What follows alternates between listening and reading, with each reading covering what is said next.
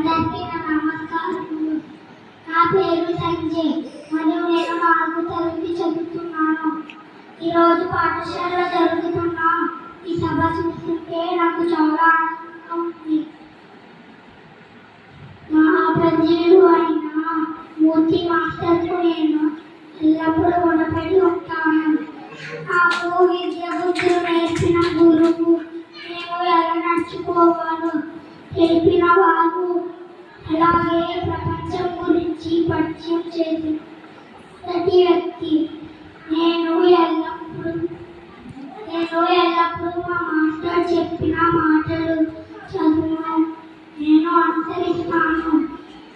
మా తల్లిదండ్రులను, ఉపాధ్యాయులను ఈ ఊరికి మంచి పేరు తెచ్చేలా నడుస్తానని తెలియజేస్తున్నాను. మీ అందరికీ మరొకసారి నమస్కారాలు తెలుపుతూ ముగిస్తున్నాను.